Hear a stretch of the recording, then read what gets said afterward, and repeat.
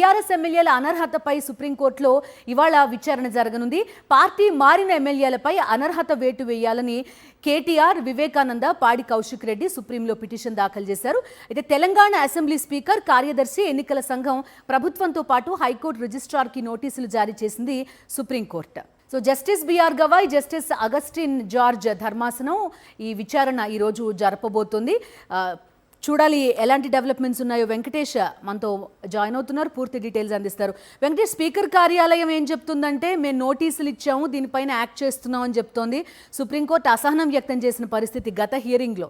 దానికి తోడు మేము అసలు పార్టీయే మారలేదు, మర్యాదపూర్వకంగా కలిసామని చెప్పి కొంతమంది ఎమ్మెల్యేలు చెప్తున్న పరిస్థితి. సో ఏం జరుగుతోంది, ఏం జరగబోతోంది అనే ప్రశ్న ప్రస్తుతం. ఇవాళ విచారణకు సంబంధించి అప్డేట్స్ ఏంటి వెంకటేష్? బీఆర్ఎస్ ఎమ్మెల్యేల అనర్హత పైన ఈరోజు సుప్రీంకోర్టు విచారణ జరపబోతోంది. Justice BR Gavai, justice Augustine George ధర్మాసనం ఈ కేసును ఐటమ్ నెంబర్ 18 గా విచారించబోతుంది. సో 1 గంట వరకు ఈ రోజు సుప్రీంకోర్టు బెంచ్ ఉన్న నేపథ్యంలో ఈ లోపు ఈ కేసు విచారణకు వస్తుందా లేదా అనే ఒక ఉత్కంఠ అయితే కనబడుతోంది. సో మనం వేచి చూడాల్సింది కేసు ఈ రోజు విచారణకు టేకప్ చేస్తారా లేదనేది. ఇక ప్రధానంగా ఈ కేసులో కొద్దిసేపటి కిందటే స్పీకర్ దీనికి సంబంధించినటువంటి రిప్లై కూడా దాఖలు చేశారు. ఆ రిప్లైలో క్లియర్ గా స్పీకర్ చెప్తున్నటువంటి విషయం, డిస్క్వాలిఫికేషన్ పైన నిర్ణయం తీసుకునేటువంటి అధికారం, చర్యలు తీసుకునేటువంటి అధికారం క్లియర్ గా స్పీకర్ జ్యూరిస్డిక్షన్ లోనే ఉంది. స్పీకర్ కున్నటువంటి అత్యున్నతమైనటువంటి పవర్స్, ఎక్స్క్లూజివ్ పవర్స్ ఉన్నాయి, ఎక్స్క్లూజివ్ అథారిటీ ఉందనేటువంటి విషయాన్ని స్పీకర్ చెప్తున్నారు.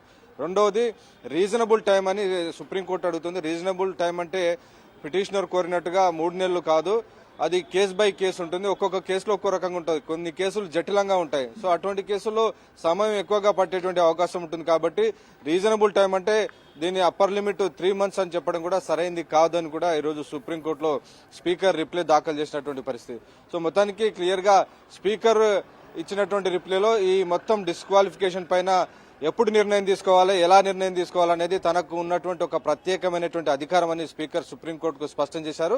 3 నెలల్లోగా ఈ కేసులను డిస్పోజ్ చేయాలనేటువంటి అంశం పైన కూడా ఇది కేసు బై కేసు ఉంటుంది. 10 మంది ఎమ్మెల్యేలు డిఫెక్ట్ అయినటువంటి నేపథ్యంలో ఒక్కొక్క కేసును ఒక్కొక్క రకంగా దానికి ఉన్నటువంటి కేసు తీవ్రత, కాంప్లెక్సిటీని బట్టి దానికి సంబంధించినటువంటి సమయం ఉంటుంది. కాబట్టి ఈ అంశాన్ని కూడా సుప్రీంకోర్టు ముందు స్పీకర్ నివేదించినటువంటి పరిస్థితి. సో ఈ అంశాలని సుప్రీంకోర్టు ఈరోజు పరిగణలోకి తీసుకుని ఎలాంటి నిర్ణయం వెలువరిస్తుందనేది చాలా ఆసక్తికరంగా ఉంది. గత విచారణ సందర్భంగానే సుప్రీంకోర్టు చాలా అసహనం వ్యక్తం చేసింది.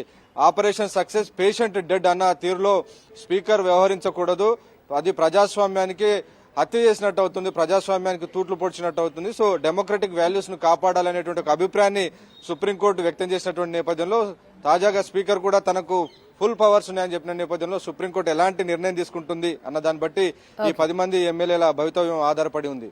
Okay Venkatesh, thank you.